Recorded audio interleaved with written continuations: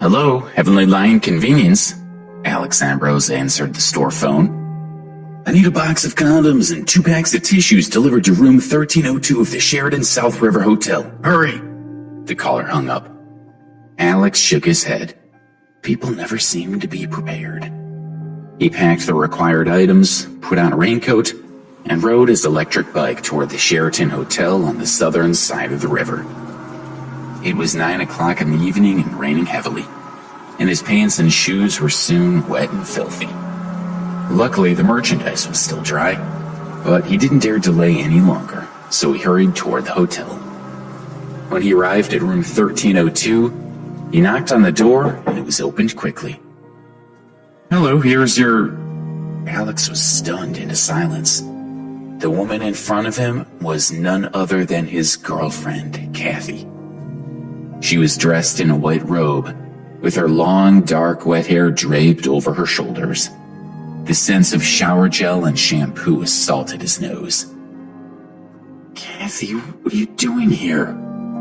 He stared at her in disbelief, still feeling dazed. What are you doing here? Kathy asked. Her heart skipped a beat, and she took a small step back into the room. Her mind went blank and then started to spin. What's wrong? Another guy walked up to the door, wearing a robe and slippers, and Alex immediately recognized him. You dare to touch my girl? Alex couldn't suppress the anger welling up inside him, and he started moving toward Billy, determined to teach him a lesson. Stop! Kathy stepped in front of Alex.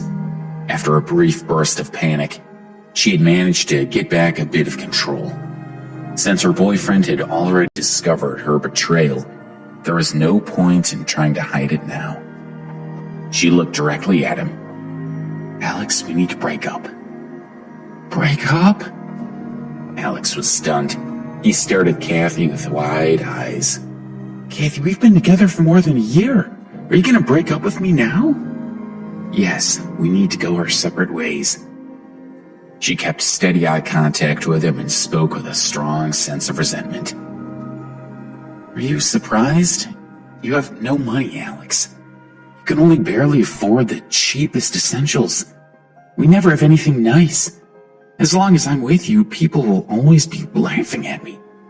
And that just isn't the life I want. I'm too good to be living in poverty like this. I was too naive when I was in my freshman year, and I let myself get tricked into being with a loser like you. She hugged Billy's arm and said to Alex, Billy is my boyfriend now. From now on, I want nothing to do with you. Don't bother me again. Well, seems like you're just her good-for-nothing ex now. Billy looked at Alex with a provocative smirk. Alex, standing there in a raincoat with mud stains on his pants and shoes, felt like Kathy was right. He was a complete loser. Billy took the plastic bag from his hand and took out the box of condoms. He waved it at Alex and laughed as he said, I'm staying in a nice hotel, having my girlfriend's ex bring me condoms, and you're single. Sure was good of you to help me out. Why are you still here? Kathy scolded Alex. Nah, it's good that he didn't piss off. Maybe you want to see me beat him down, huh, Kathy? Gotta give a lady what she wants, Billy sneered. Alex felt utterly defeated. He slowly turned around and walked out of the room. Bro, you're not even taking the money? Nice. I get a girlfriend and a gift. Billy felt great watching Alex slumped, dejected posture as he closed the door behind him. When Alex left the hotel, it was raining even harder than before. He took off his raincoat, allowing the cool rain to drench his entire body and help clear his head. Kathy had discarded him because she believed he had no money. Losing such a materialistic woman should be something to rejoice over. So why should he be sad? Bzz, bzz. His phone vibrated in his pocket. Alex took it out and glanced at it. But when he saw the number, he stopped walking. His entire body was shaking as he read the text. After a review, the Ambrose family has decided that their son Alexander has met the conditions required for entitlement to his inheritance. From today onward, control of his property will be returned to him. The bean-sized raindrops plopped onto the screen, causing the text message to gradually become blurry. Alex's mind began to spin. Not for this message, Alex would have almost forgotten his identity as a super rich kid. Over the last 7 years, his family had been assessing him, withholding his fortune until they were satisfied he met their draconian conditions. And now, finally, it was over. Everything that rightfully belonged to him was finally his to claim. Alex woke up early the next morning and drove to the city. In a great mood, he got out of his car and went straight to the Metro Skybank, right in the heart of the wealthiest part of the central business district of New York. Various luxury cars were parked around the bank. The people walking in and out of the surrounding plaza were all rich. It was obvious from their clothing and demeanor.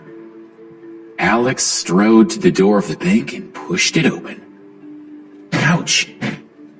The main door could be opened both inward and outward, and Alex had been a bit careless when he pushed it open from the outside.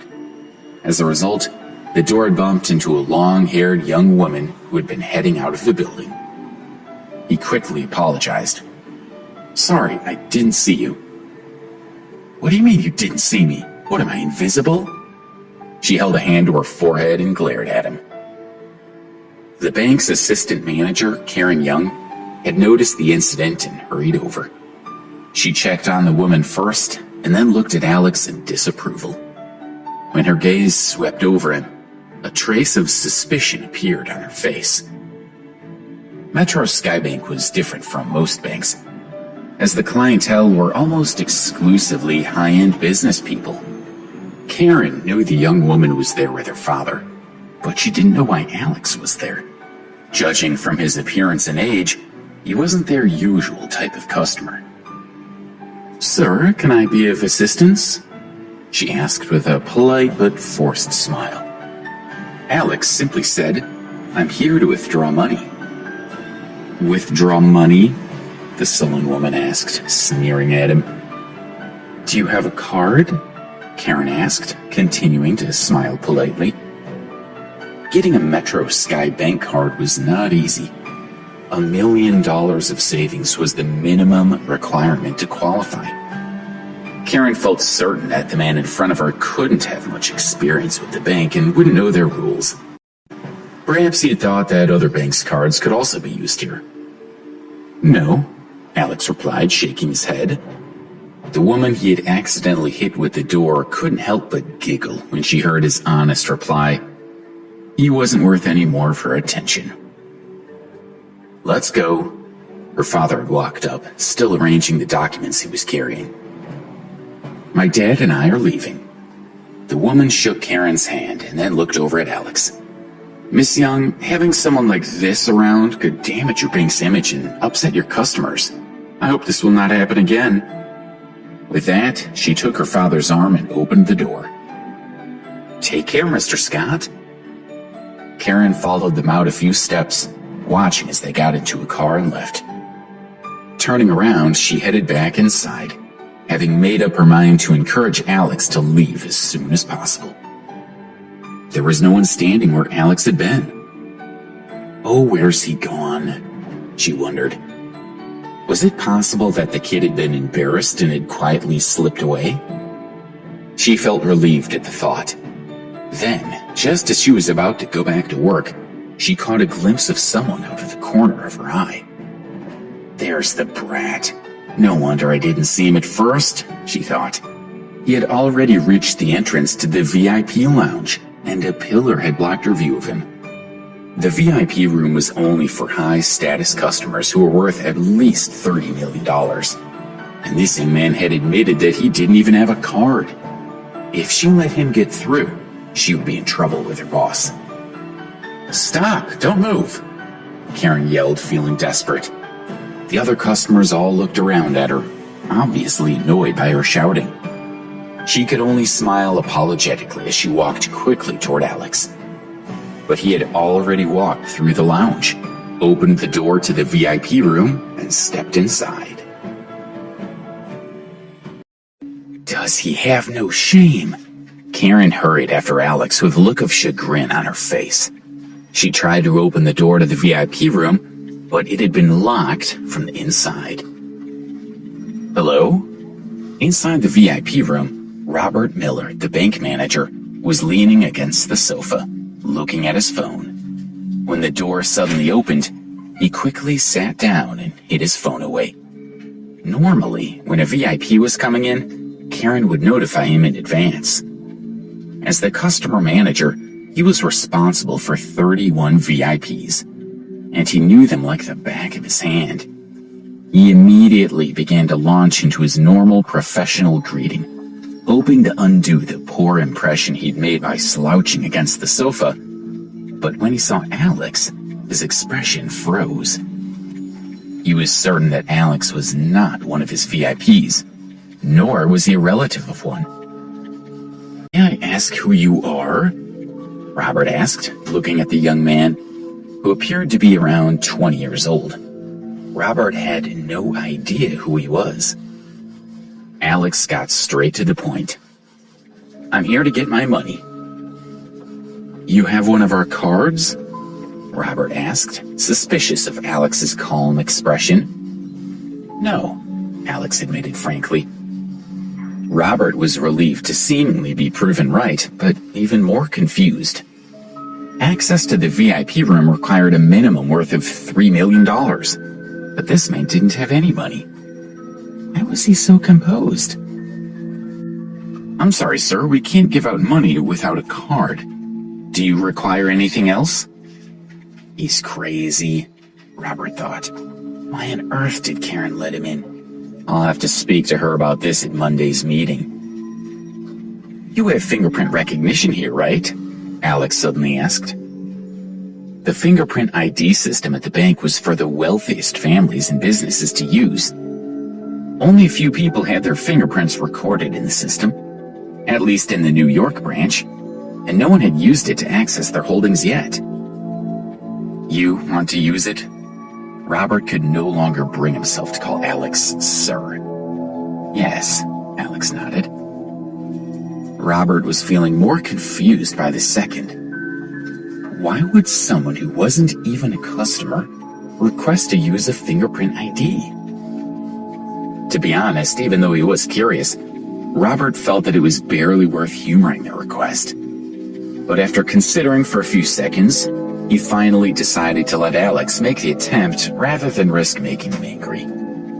He opened the safe and brought out the fingerprint identification device, which he had never used before. Place your thumb here. Robert indicated the verification area to Alex, who placed his thumb on the sensor. Beep! The device lit up with a glaring red light, and the LCD screen displayed the words, "Fingerprint not recorded." Immediately, Robert's expression turned hostile, and he glared at Alex. He picked up his phone, ready to call the police. Wait, Alex said quickly. Maybe that was the wrong print. I'll try using my index finger this time. Robert smiled coldly. What's your plan here? Your thumb doesn't work, so you'll try your index finger? Then if your index finger doesn't work, you'll try your middle finger. When you run out of fingers, will you try using your toes? But Alex had already pressed his index finger on the verification area. Robert resolved that if the man's fingerprints weren't accepted this time, he would immediately call the police and have him arrested. Beep! A green light appeared on the device, and new details flashed up on the LCD screen. Verification successful. Family account 01. Verifier Alex Ambrose. Account 01104. Robert gaped at Alex in disbelief for a moment, and then hurriedly squeezed out a smile. Mr. Ambrose, I'm sorry. I didn't realize. I'm Robert Miller, the customer manager for the New York branch. Please allow me to assist you. It's fine, Alex said lightly and stood up. Can I see how much money I have left in my account?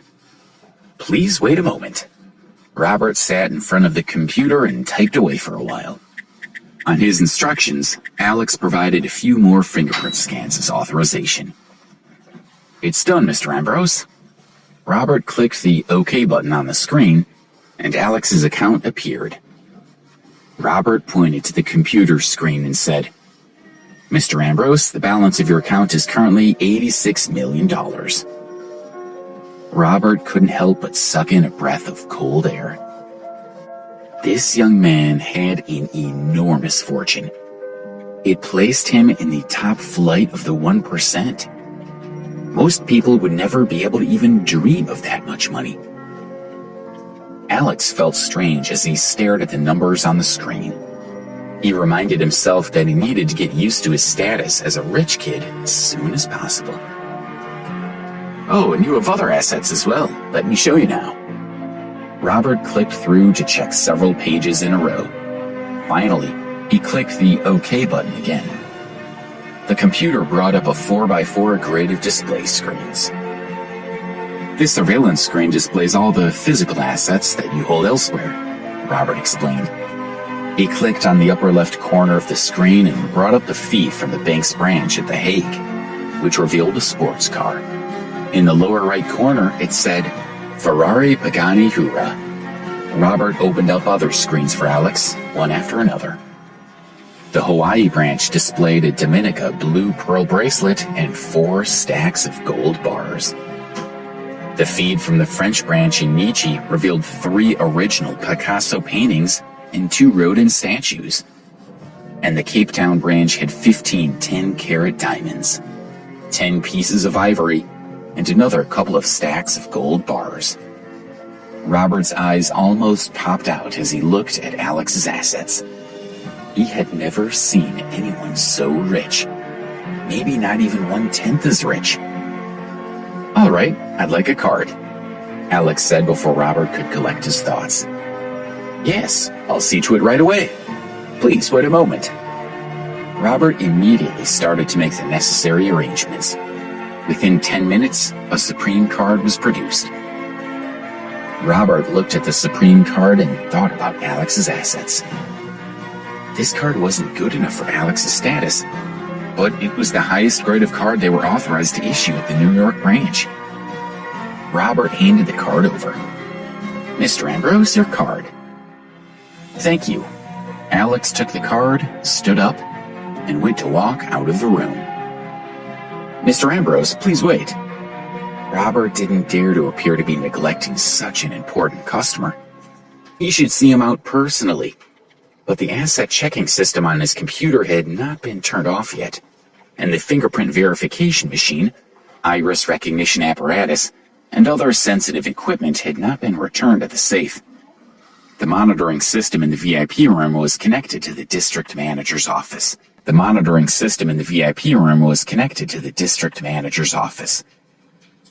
Karen was anxiously waiting in the hall. What's been going on in there for so long, she wondered. Could that brat have murdered Mr. Miller in the VIP room? The more she considered it, the more scared she became.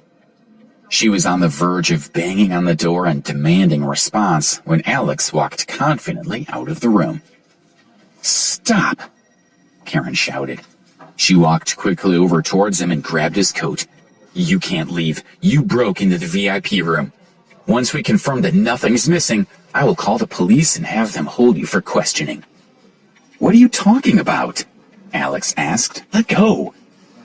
Karen grappled with him for a while, but she couldn't manage to search his pockets. What's wrong with this woman? Alex thought. He wasn't even arguing with her, but she was manhandling him. What is this? Karen spotted the Supreme card that was peeking out of Alex's pocket. She quickly pulled it out and looked at him triumphantly, as if she had found evidence of his guilt. Oh, you stole a card. This is a crime and I have to call the police. It didn't even cross her mind that the card could belong to Alex. She imagined he had entered the VIP room, pretending to be there by mistake, and had then distracted Mr. Miller with questions and stolen the card when the manager wasn't paying attention. Let go! Alex was sick of this woman. Don't you feel guilty about being a thief? She was even more determined. With the two of them creating such a scene, other customers started to walk over toward them, intending to help Karen keep Alex from getting away. Just then, Robert, who had finished tidying up, strode out of the VIP room. Having seen Alex's assets, Robert now knew he was the most important customer the New York branch of the bank had ever had. He'd also noticed that the system listed Alex's was listed as just one of multiple accounts attached to the family group, labeled 01. If that single account was so lucrative, what about the rest of the family? It was rare to meet such important people, so Robert knew he had to be careful to curry favor with Alex.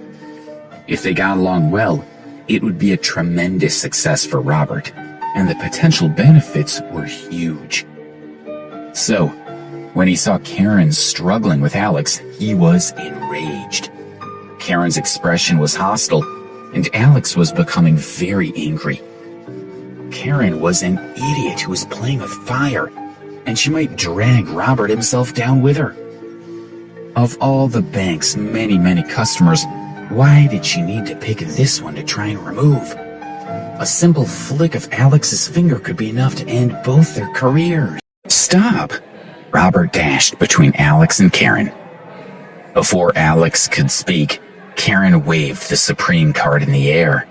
Her eyes flashed with triumph as she said to Robert, "Mr. Miller, look, he stole a card from the VIP room." She smiled at him, her expression a little smug. Surely Mr. Miller would be happy with her for preventing theft. He had a lot of authority in the Eastern District of Metro Skybank, and when he had arrived at headquarters, he had seemed impressed with her, so she was hoping for a promotion. Her imagination began to run away with her as she dreamed about her possible future. Mr. Miller's face had always been a little glum, but as she watched, his expression drew darker and darker. Before she could figure out why, she was startled by his explosive roar, leaving her entire body trembling. "Let go of Mr. Ambrose!" As he yelled, Mr. Miller knocked the Supreme card out of her hand, and she was so scared that she let go of Alex. Mr. Miller pushed her aside and bent down to pick up the card. "Mr. Ambrose, your card. I'm very sorry. I haven't trained Miss Young properly. I do apologize." Mr. Miller's expression showed a mixture of respect, embarrassment, and unease, as the bank's customers looked on in amazement. Karen was stunned. Could the Supreme card be his? She wondered. Her eyes widened. No matter how hard she tried, she couldn't make sense of it. If this man had a Supreme card, then he had at least $3 million, yet he appeared to only be around 20 years old. A poor, lower-class loser with that much money? No, it was just too unlikely. "It's not your fault, Mr. Miller," Alex assured him, slipping the card back into his pocket. "Thank you, Mr. Ambrose." Robert dipped his head and paused briefly before straightening up and shouting at Karen, "Why are you just standing there? Apologize to Mr. Ambrose immediately." How could Karen still not understand? Robert thought. The young man standing in front of them was seriously rich and needed to be treated with respect. Karen immediately bowed her head at Alex. "Mr. Ambrose, I'm very sorry for my rude behavior. I made a mistake. I created a fuss over nothing and put my hands on you. It was my fault and I will reflect on my behavior." Alex ignored her and walked away. "Mr. Ambrose," Robert called after him, "if you ever need anything, just give me a call and I'll do my best to help." Robert was excited by this opportunity.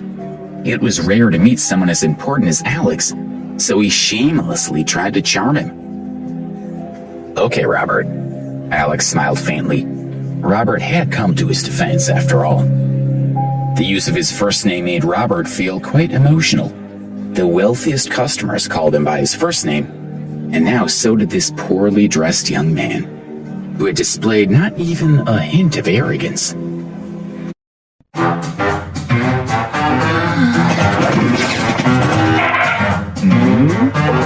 Now so did this poorly dressed young man, who had displayed not even a hint of arrogance. Alex strode out of the bank and hailed a taxi to take him back to Preston University. As Alex entered the university building, he accidentally stepped into a puddle, splashing a lot of mud on his legs. He checked his watch, then rushed toward the classroom, where Mr. Morgan was already standing at the podium lecturing. He spotted Alex out of the corner of his eye, and a hint of disappointment flashed across his face. Feeling guilty, Alex lowered his head. Of all his teachers, Mr. Morgan was his favorite. The other teachers tended to ignore Alex because he had no money, and some even openly mocked him. Only Mr. Morgan treated him like any other student. Alex slipped quietly into the classroom, aware that all the students were staring at him, and he could hear them whispering. He isn't usually late. Hell must have frozen over. Look at his pants, they're filthy. Doesn't he have any clean clothes? Are you joking? It's not like he'd have the money for new ones. It looks like he'd just thrown on whatever he could find. Some of the boys continued to talk, and the girls in the front row covered their mouths with their hands as they joined in. Their eyes flashed with contempt when they looked at Alex. Stop talking, Mr. Morgan said loudly, and pay attention. Throughout the lecture, Alex noticed that Mr. Morgan kept glancing at him, his eyes full of disapproval, as if Alex had failed to live up to his expectations. Eventually, the lecture was over. Class dismissed. Mr. Morgan packed up his textbooks and left. Kathy! The voice came from the doorway. Everyone turned in the direction of the voice and saw Billy walking through the door and going straight to Kathy, who was sitting by the window. She stood and hugged him, pulling him in close to her body. Billy lowered his head and the two of them began to kiss. Many of the students turned to stare at Alex. Everyone thought that he was Kathy's boyfriend, and they weren't aware that she had broken up with him. Alex watched in disgust. He'd heard that Billy had taken at least 5 different girls to stay at that hotel. Kathy was just the latest in a long line, and Alex had no intention of fighting for her. Billy strutted past Alex with his arm around Kathy's waist. Darling, wait a minute, Kathy said to Billy as she stopped in front of Alex and held out her phone. Since we've broken up, I don't want to owe you anything. Here's the phone you bought for me a few weeks ago. You can have it back. Alex glanced at the Samsung Galaxy phone and then took it. Ha! You would have to work part-time for 6 months to afford one of these. Kathy took a brand new phone out of her pocket and showed it to Alex. This is the latest iPhone, and it's much better than your phone. Of course. It's far too expensive for a loser like him. Billy raised his chin and looked at Alex. Kathy told me that she kept asking for that phone for 6 months before you finally bought it for her. Do you think you can pick up a girl so far out of your league? You're just embarrassing yourself, so give up. And I'm warning you now, don't even think about her. If I find out you've gone anywhere near her, you'll regret it. Don't waste your breath talking to a loser like him. Can we go to DeLucas for lunch? Kathy had already dismissed Alex. Call me baby, Billy said, smiling at her. Baby, let's go. She flirted with him right in front of Alex. Kathy! A petite girl stood up, glaring at her. You're taking it all too far. I never thought you'd break up with Alex, and I'm ashamed of you. Emma, why do you care? She scowled. When things had been going well with Alex, she had been on good terms with Emma, who was a decent person. Sometimes when Kathy had been fighting with Alex, She'd asked Emma's opinion about who was in the right. "You gave up Alex for someone like Billy?" Emma asked. "How could you treat Alex like this? When you were sick and couldn't even get out of bed, Alex sent you lunch and dinner every day for a month. And when you were walking in the mountains and twisted your ankle, he carried you on his back for miles down the mountain. Don't you remember that? You know he doesn't make much money from his part-time jobs, but when you wanted a phone, he worked hard for months to save enough money to buy it for you. And this is how you repay him? By breaking up with him and ridiculing him?" Kathy scowled. "I've never forced him to do anything. If he was stupid enough to go along with it, that's his problem. And so what if he bought me a cell phone? It was only a Samsung. And why would I want a Samsung when I can have an iPhone?" Emma shook her head. "Kathy, I don't understand you. Do you only care about money? Will money get you everything you want?" "Yes!" Kathy barked out a laugh. She stared at Emma and said, "I admit that I like money. Is that so wrong?" She took Billy's arm and said, "Come on, baby, let's go. These two poor people disgust me." She glared at Alex and Emma, and then swept out of the classroom with her head held high. Emma walked over to Alex, looking worried. "You were better off without her. You've seen her true nature, and she's not worth being sad over." "Don't worry, I'm fine," he said, smiling. After seeing Kathy's behavior, he felt much better about the breakup. "Good."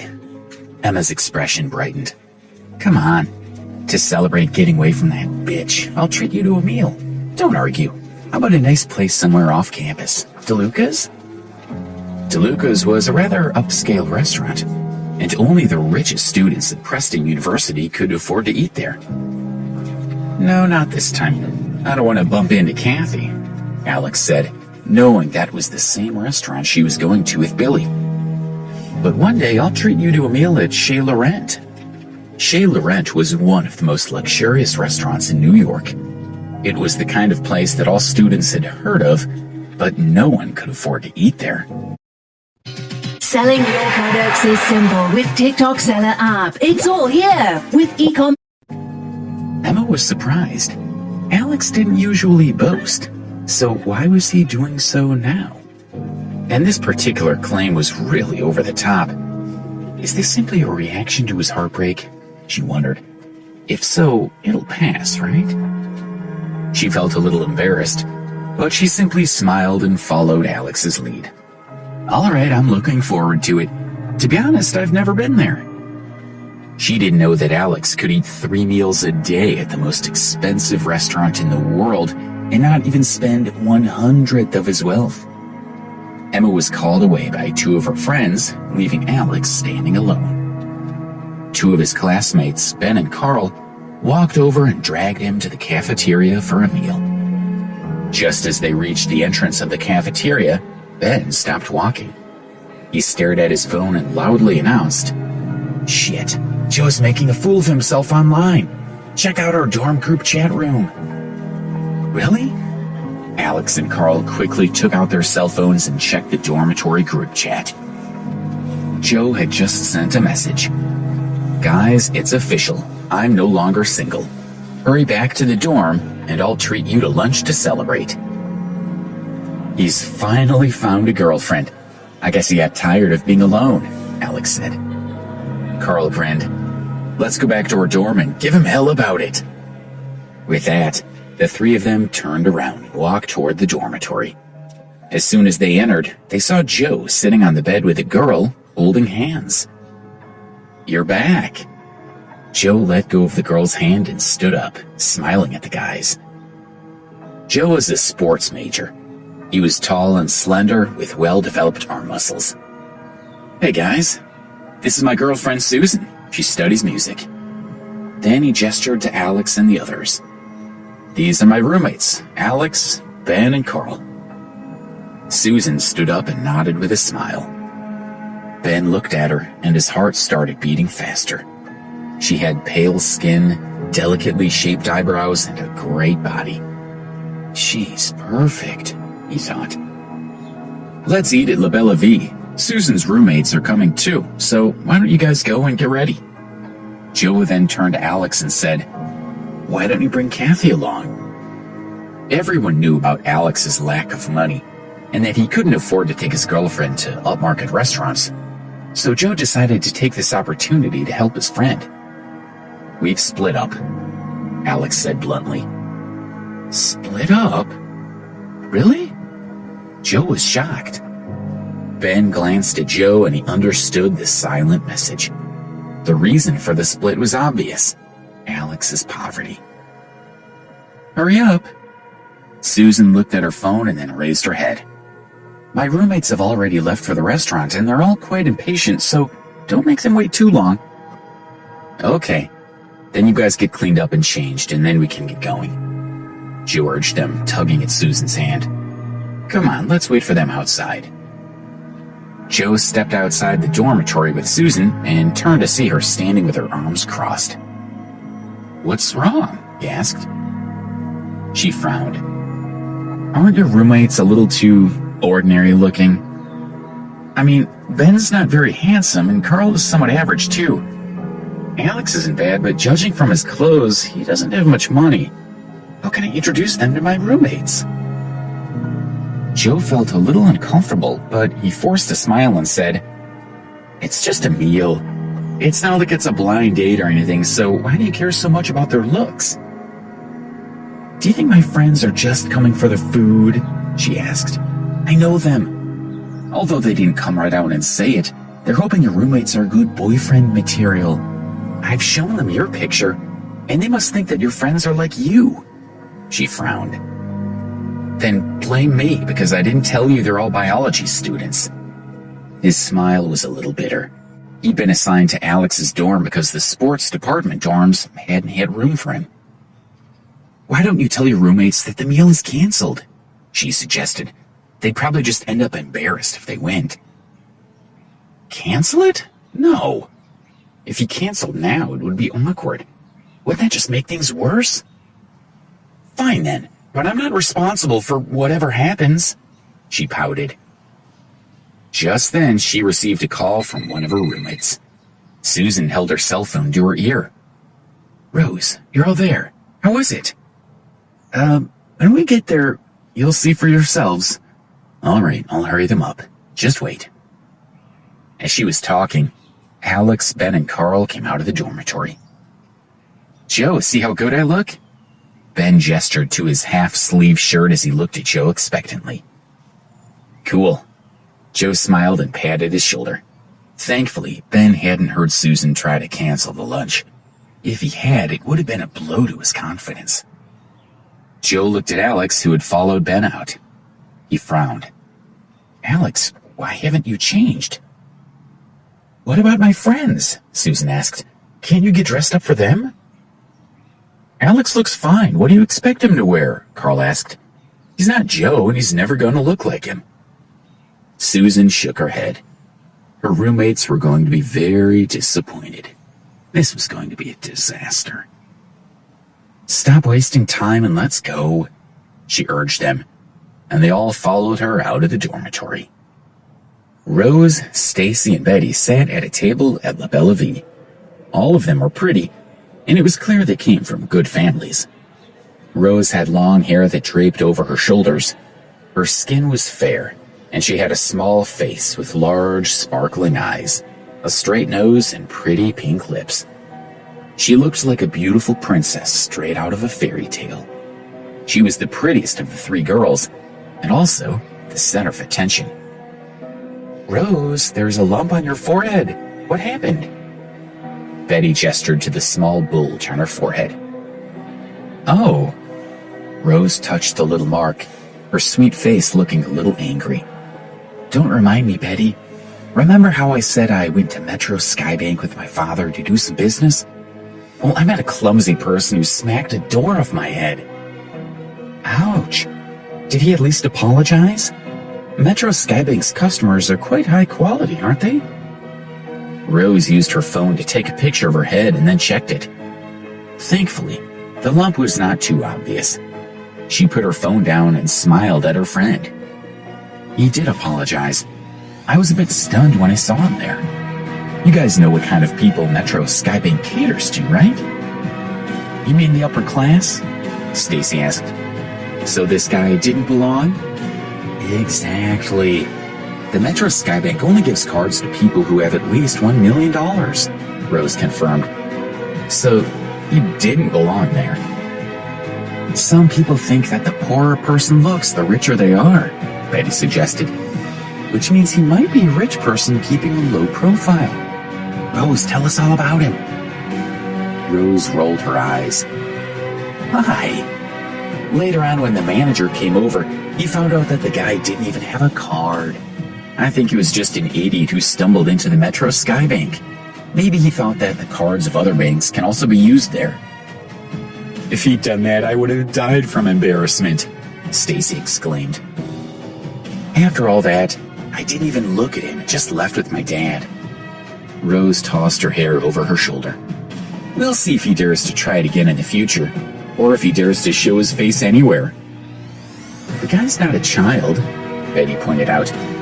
Doesn't he have any common sense? I guess he's destined to be single for his entire life. Who would want a guy like that? Let's stop talking about him. I never saw him again anyway, Rose sighed. Why isn't Susan here with the others yet? Seriously. Rose picked up her phone and frowned slowly as she looked at the screen displaying her chat with Susan.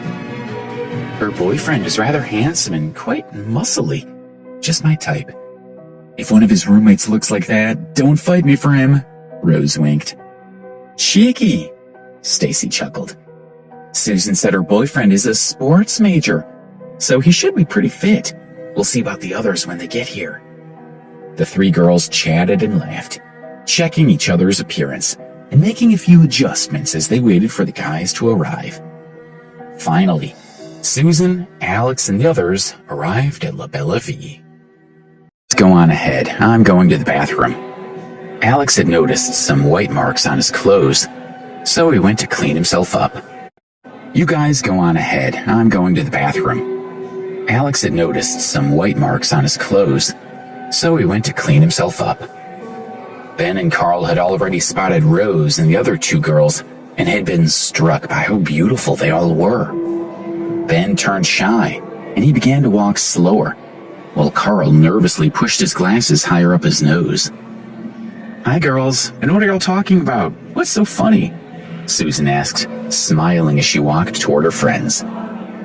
Rose and the other girls looked over, and when they saw Ben and Carl, their smiles froze, and they felt like a bucket of cold water had been tossed over them. Ben's appearance was unremarkable, and Carl seemed just as ordinary. This wasn't what they'd expected. After just a single glance, the girls looked away, seemingly disappointed. Seeing her friends' reactions, Susan flushed with embarrassment. She'd known this would happen. She turned her head and glared at Joe, who could only shrug and smile. Let's sit, Joe said. Carl, why don't you sit next to Stacy? And Ben can sit next to Betty. He had just finished making the suggestion when Stacy got up and moved to sit beside Betty, making it clear she did not want to sit with Carl or Ben. Joe felt bad for his friends. Stacy and Betty chatted on their cell phones, ignoring them, and that just wasn't right. It was downright rude. The table had a total of 4 wooden stools that could each seat 2 people. Stacy and Betty sat together, as did Carl and Ben. Joe sat with Susan, and Rose was alone. Susan and Joe were both concerned. Rose was the prettiest of Susan's roommates, but she was also the pickiest. When Alex came over, how would she react?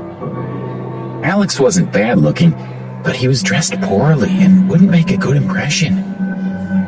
Joe asked everyone what they wanted to order, and Stacy and Betty focused their attention on the menu, completely ignoring their friends. Why are there only 2 guys here? Are there only 3 people in your dorm? Rose asked Joe as she played with her hair.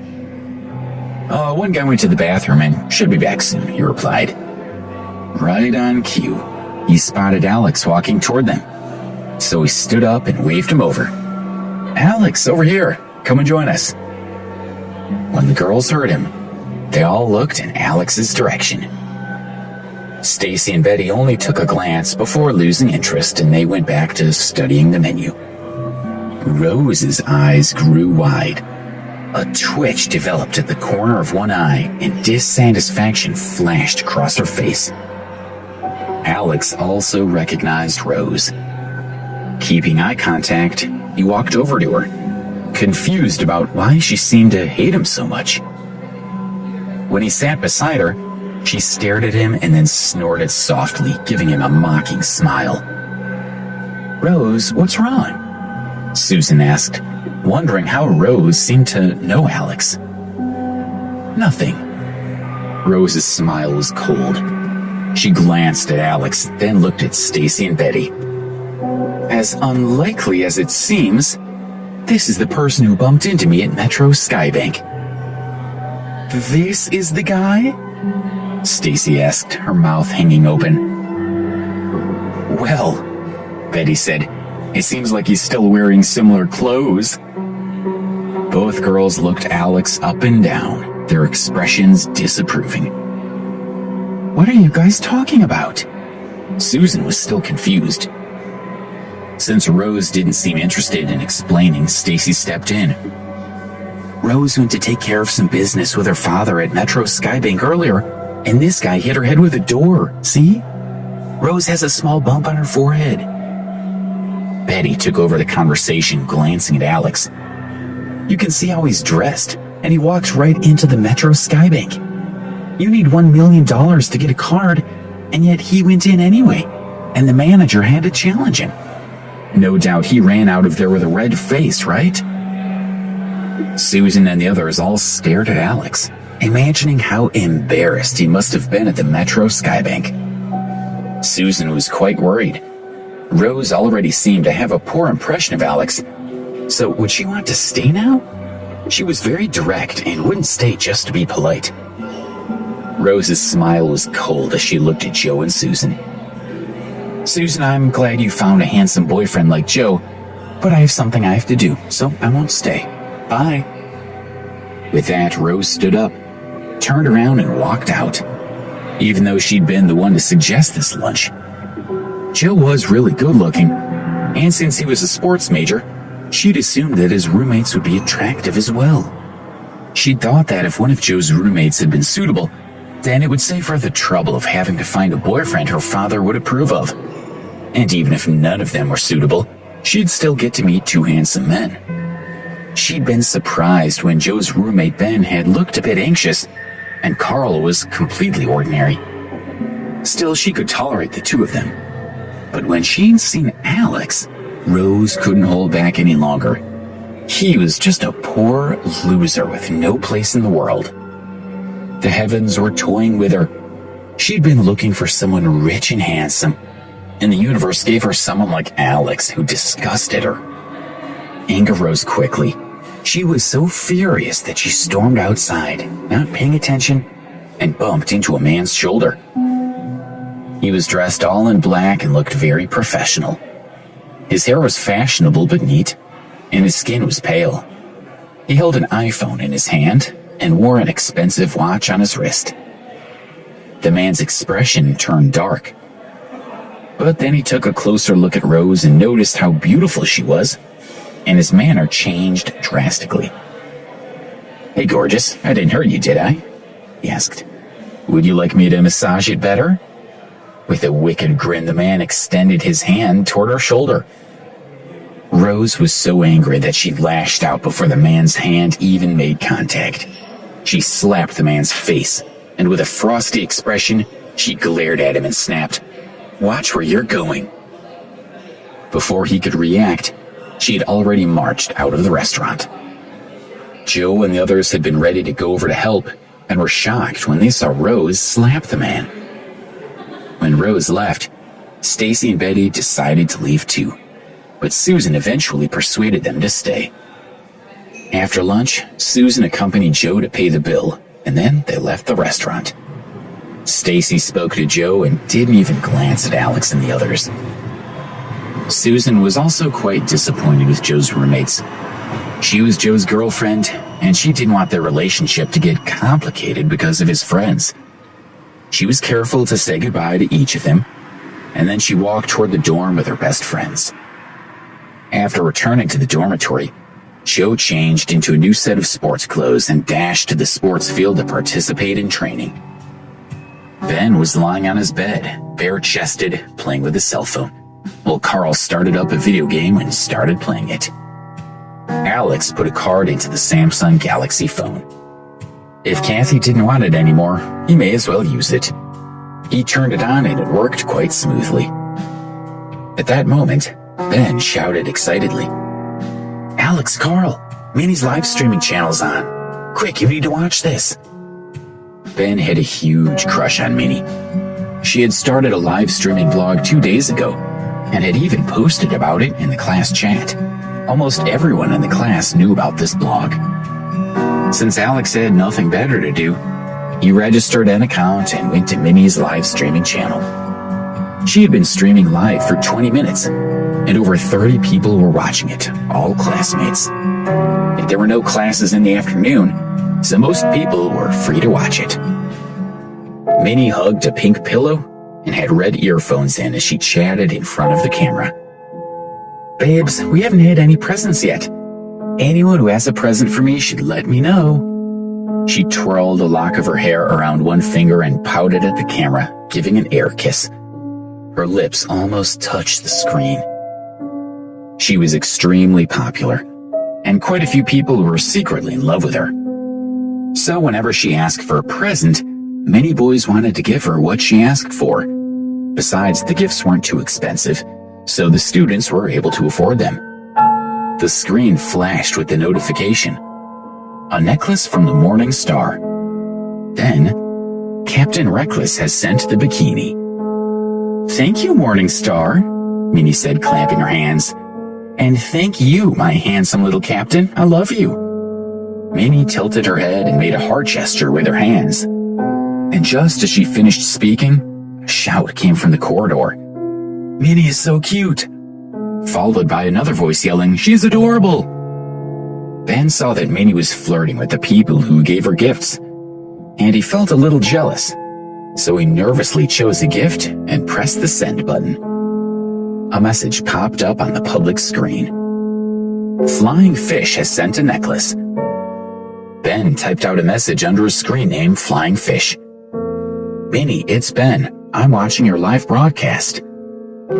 Minnie smiled sweetly and spoke into the camera. "Thank you, Ben. I know." "Minnie spoke to me," Ben mumbled as he floated in a daze. At this moment, another message popped up on the live streaming channel.